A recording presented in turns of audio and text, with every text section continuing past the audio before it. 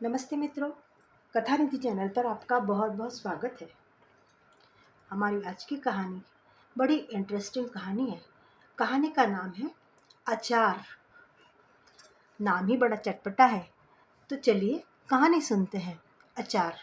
आपको कहानी अच्छी लगे तो लाइक और मित्रों के साथ शेयर भी कीजिएगा। कहानी के बारे में अपनी राय भी कमेंट बॉक्स में ज़रूर लिखिएगा और चैनल पर नए हैं तो चैनल को सब्सक्राइब भी ज़रूर कर लीजिएगा। तो चलिए कहानी शुरू करते हैं। अचार। आज रोहित और गायत्री के नई फैक्ट्री का उद्घाटन था।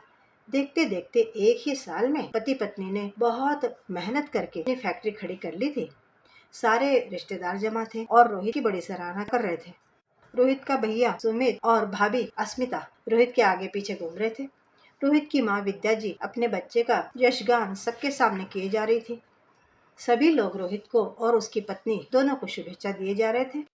ये बात अलग थी कि इतनी बड़ी फैक्ट्री डालने में बहू का बहुत बड़ा योगदान था, लेकिन बहू को कौन पूछता है। इतने में ही पंडित जी रोहित को आवाज देने लगे, यजमान, पूजा का समय हो गया है, आके बैठिए पूजा में। पूजा मुहूर्त से हो जाए तो आपकी फैक्ट्री के लिए बड़ा अच्छा रहेगा। पंडित जी की बात सुन के रोहित बोला, काका जी रुकिए, बस 5 मिनट, गायत्री आ ही रही है। रोहित की बात सुनकर विद्या जी बोली, अरे बेटा, गायत्री को आने में देर लगने वाली होगी तो तू भैया और भाभी को पूजा में बिठा दे, क्योंकि पूजा तो शुभ मुहूर्त में हो जानी अच्छी रहती है। पता नहीं ये गायत्री कहाँ रह गई, आज तक उसने कौन सा काम समय पे पूरा किया है। विद्या जी की बात सुन के रोहित हंसने लगा। बोला, कोई बात नहीं माँ, कितनी भी देर हो जाने दो, चलेगा, लेकिन पूजा में मेरे साथ में गायत्री बैठेगी। रोहित की बात सुनकर विद्या जी उस समय कुछ भी नहीं बोली, लेकिन वे गुस्से में वहां से उठ गई और रिश्तेदारों के बीच जाकर बैठ गई। रोहित यजमान बना बैठा गायत्री का इंतजार कर रहा था। बैठे बैठे उसे वो दिन याद आ गए जब गायत्री उसकी पत्नी बनकर उसके जीवन में आई थी। रोहित ज्यादा पढ़ा लिखा नहीं था, क्योंकि पढ़ाई लिखाई में रोहित का मन पहले से ही नहीं लगता था। इसलिए रोहित ने अपनी पढ़ाई बीच में ही छोड़ दी थी और छोटी मोटी नौकरी करने लगा था। लेकिन रोहित का भाई सुमित रोहित से अलग था। वो पढ़ने में बड़ा तेज कुशाग्र बुद्धि था, इसलिए वो ज्यादा पढ़ लिख गया और उसकी नौकरी भी अच्छी थी। इस वजह से रोहित की माँ विद्या जी सुमित को ज्यादा लाड़ करने लग गई। इस वजह से सुमित का घर में रौब-दाब भी अधिक था। उसकी मर्जी से ही विद्या जी हर काम करती।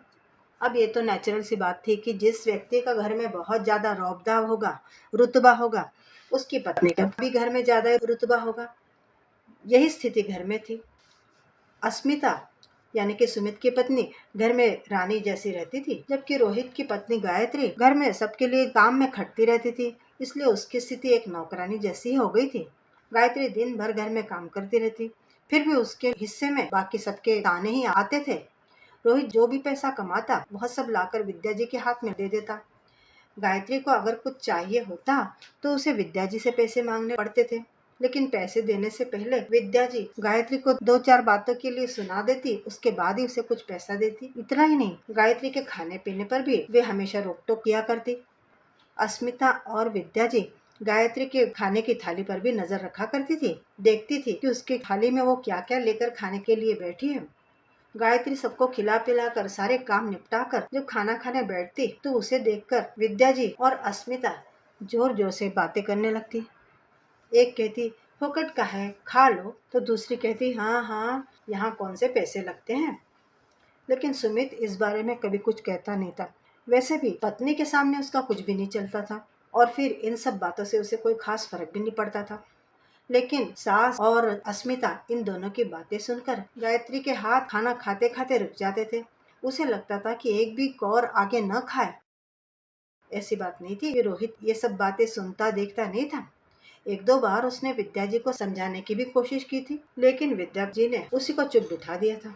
बोली, तुम्हें इस बारे में कुछ कहने की जरूरत नहीं है, घर के मामले में तुम दखल मत दिया करो।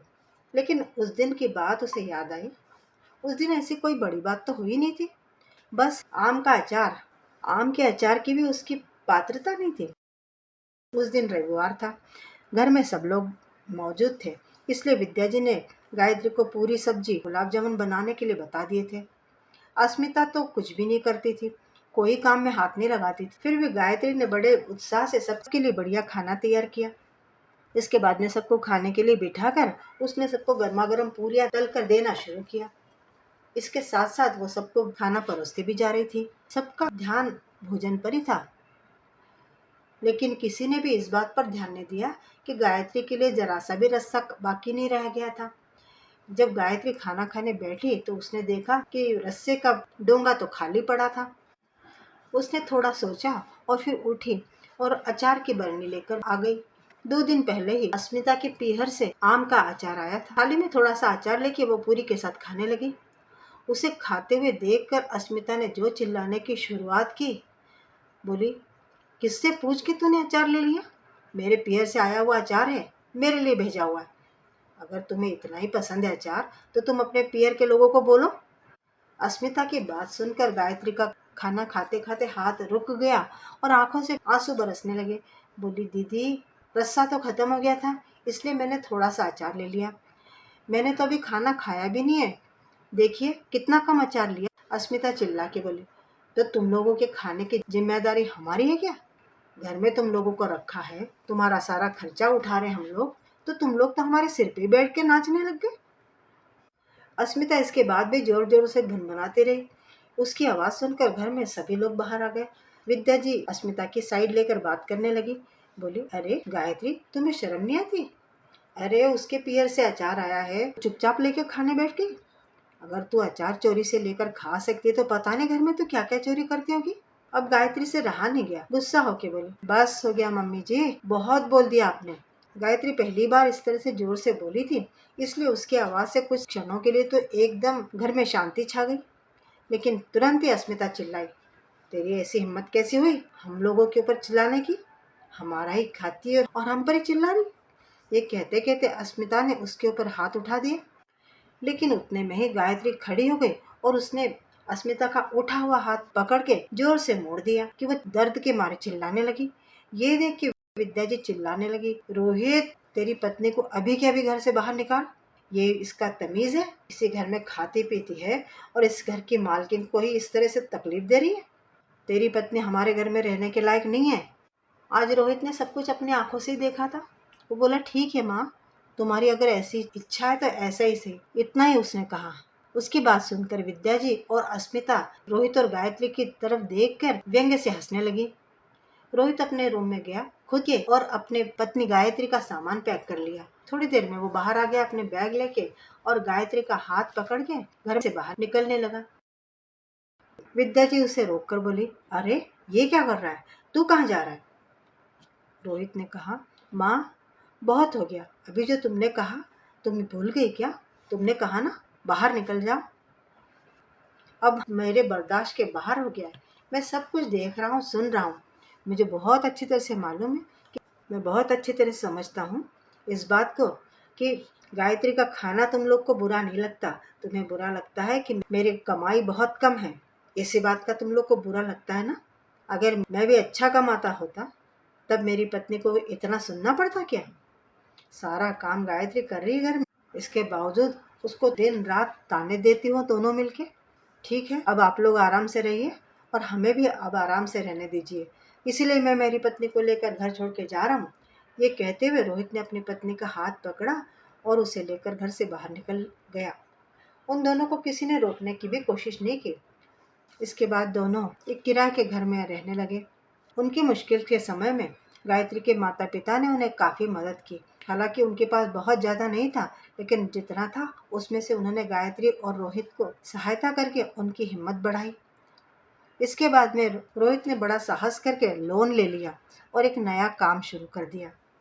एक छोटे से रूम में उसने काम शुरू किया था और वो कब इतनी बड़ी फैक्ट्री में तब्दील हो गया, ये परिश्रम करते हुए रोहित और गायत्री दोनों को भी समझ में भी नहीं आया था। दोनों के कष्टों का फल अब देखने के लिए मिल रहा था। तभी एक कार के हॉर्न की आवाज से रोहित की विचार श्रृंखला टूटी। यह वही कार थी जिसमें से अभी गायत्री नीचे उतर रही थी। उसके साथ उसके माता पिता भी थे। उन दोनों को देख के रोहित ने प्यार से हाथ जोड़ दिए और मुस्कुराते हुए उन्हें अंदर लिवा लाने के लिए उठ गया। हमेशा सिंपल साड़ी में रहने वाली गायत्री ने आज एक जरी की साड़ी पहनी थी। उसके गले में सोने का मंगलसूत्र भी चमक रहा था। आज वह वाकई बड़ी सुंदर दिख रही थी। विद्या जी ने गायत्री को देखा सजी धजी। रोहित अपने सास ससुर का आदर के साथ में अंदर लेकर आया है, ये देखकर विद्या जी जल भुन गई। अस्मिता के तो तन बदन में आग लग गई। वो अपने सास से बोली, देख लिया सासू माँ, खुद के माँ पिता को अपने साथ में लेकर आई है और हम लोगों को मेहमानों के साथ में। हमारी कोई इज्जत नहीं है क्या? अस्मिता की बात सुनकर विद्या जी बोली, हाँ हाँ देख रही हूँ मैं, लेकिन अब इतने सारे मेहमानों के बीच में मैं उसे कुछ कह नहीं सकती हूँ। करने दो, जितना भी उसको अपने माँ बाप का लाड़ प्यार करना है, सम्मान करना है, कुछ भी हो, मेरी जगह तो उनसे ऊंची ही है, क्योंकि मैंने उसके पति को जन्म दिया है। रोहित और गायत्री पूजा में बैठ गए। 1 घंटे में पूजा भी संपूर्ण हो गई। पूजा संपन्न होने के बाद में भोजन की व्यवस्था वहीं की गई थी। सारे रिश्तेदार भोजन का आनंद ले रहे थे। खुद रोहित और गायत्री उसके माता पिता को खाना खाने के लिए बैठाकर अपने हाथ से खाना सर्व कर रहे थे। उनको खाना खिलाने के बाद में अपने एक मित्र के गाड़ी से उन लोगों को उनके घर रवाना कर दिया। जाने से पहले गायत्री ने अपनी माँ को एक साड़ी और अपने पिता को भी कपड़े भेंट में दिए। एक एक चीज देखते देखते विद्या जी वैसे ही गर्म हो रही थी। अब ये देखकर तो उनका गुस्सा दिमाग में चढ़ गया। सारे रिश्तेदार निकल जाने के बाद में अब फैक्ट्री में केवल रोहित, गायत्री, विद्या जी, अस्मिता और सुमित बच रहे। तब अस्मिता बोली, अब तो मेरी जेठानी महारानी बन गई है, लेकिन महारानी बन के केवल खुद के माता पिता का ही सम्मान करती है, खुद की सासू माँ को भूल गई है। सच्ची तो कहते लोग कि माँ बाप के लिए तो सबका दिल दुखता है, लेकिन सास ससुर को कौन पूछे। ते में ही विद्या जी बोली, मैंने तो पहली बार ही ऐसे लोग देखे जो अपनी बेटी के घर से गिफ्ट लेकर जा रहे हैं। तुमने देखा अस्मिता कभी कि कोई माँ बाप बेटी के घर से गिफ्ट लेकर जाए? ये भी तुम्हारी माता को नहीं समझता गायत्री? मेरे बेटे से फालतू का खर्च करवाया। माँ बाप को देने के लिए तुम्हारे पास में बहुत है, लेकिन सास और तेरी देवरानियां खड़ी है, इन्हें तुझे कुछ देने की इच्छा नहीं है। विद्या जी की बात सुन के गायत्री हंसने लगी और एक बैग उठाकर ले आई। उसमें से उसने एक साड़ी निकाल के विद्या जी को दी और दूसरी साड़ी अस्मिता को भी दे दी और बोली, ये रहा आपका गिफ्ट। साड़ी को उलट पलट कर देखते हुए अस्मिता बोली, हमारे लिए भी केवल साड़ी? तूने तेरी माँ को हमारे बराबर की साड़ी दी? अरे हम तेरे ससुराल पक्ष के लोग हैं, हमारे लिए तो मायके से ज्यादा ही करना चाहिए। तब गायत्री हंसते हुए बोली, अरे माँ आप सही कह रही हैं, मैं आपको भूली थोड़ी ना हूँ, तुम लोग के लिए तो इससे ज्यादा ही करना चाहिए। रुकिए 1 मिनट। ऐसा कहते हुए गायत्री ऑफिस में गई और वहां से एक बड़ा सा बॉक्स लेकर आ गई। फिर विद्या जी से बोली, सासू माँ आप बिल्कुल सही कह रही है, ससुराल पक्ष का हक पहले होता है, उनका सम्मान भी पहले होता है। मैं तो आप लोगों को अपने घर का समझी थी, रोहित जी के ससुराल वालों का पहले सम्मान कर दिया, ये समझ के कि ससुराल पक्ष का पहले सम्मान किया जाता है। इसके बाद उसने अस्मिता को एक बड़ा सा बॉक्स देकर बोली, ये आपके लिए है। अस्मिता ने देखा कि बॉक्स काफी भारी था। अस्मिता से रहा न गया, उसने तुरंत ही बॉक्स को खोल के देखा तो उसके अंदर एक कांच का बर्तन था। अस्मिता को बड़ी उत्सुकता हो रही थी कि ये कांच का बर्तन तो बंद है, इसके अंदर क्या है। उसने जल्दी जल्दी में उस बॉक्स को खोल के देखा तो क्या देखती है, उसके अंदर आम का अचार रखा हुआ था। अस्मिता और विद्या जी ये देखकर बड़ी हैरान रह गई। वो कभी रोहित को तो कभी गायत्री की तरफ देखने लगी। तब रोहित बोला, माँ इतना आश्चर्यचकित होने जैसी क्या बात है? ये वही आम का अचार है जिसकी वजह से हमारी काबिलियत पर तुमने शक किया था। इस अचार की कीमत तुम्हारे लिए हमसे भी अधिक है, इसलिए इससे ज्यादा मूल्यवान कोई चीज या कोई भेंट हम आपको क्या दे सकते थे। इसी के लिए तुमने गायत्री को चोर कहा था ना। उस दिन तो गायत्री ने अचार की एक फांक उठाई थी खाने के लिए, उस एक अचार की फांक के बदले एक बड़ी बरनी भर के अचार आपको वापस किया है। अब तो खुश हो। ये कहते हुए रोहित और गायत्री दोनों ने ही उनके आगे हाथ जोड़ दिए। विद्या गुमसुम सी खड़ी रह गई, उनके मुंह से बोल न फूटे और अस्मिता और सुमित जैसे कि उन्हें 2 चांटे पड़े हो, इस तरह से लज्जित चेहरा लेके वहां से विद्या जी का हाथ पकड़ के निकल गए। मित्रों, ऐसी स्थिति अमूमन हर घर में देखी जाती है, जहाँ कमाने वाले बेटे की कम कमाने वाले बेटे से इज्जत ज्यादा की जाती है और उसी वजह से देवरानी और जेठानियों में भी भेदभाव किया जाता है। एक घर में कम से कम खान पान को लेकर तो भेदभाव बिल्कुल नहीं किया जाना चाहिए और इस तरह का भेदभाव घर के मुखिया ने तो बिल्कुल भी ना करना चाहिए। तुलसीदास जी तक कह गए हैं, मुखिया मुख सो चाहिए खान पान को एक। तो मित्रों, उम्मीद करती हूँ कि ये कहानी आपको अच्छी लगी होगी। कमेंट बॉक्स में अपनी राय जरूर लिखिएगा और चैनल पे नए हैं तो चैनल को सब्सक्राइब भी ज़रूर कर लीजिएगा। कहानी सुनने के लिए बहुत बहुत धन्यवाद। आपका दिन शुभ हो।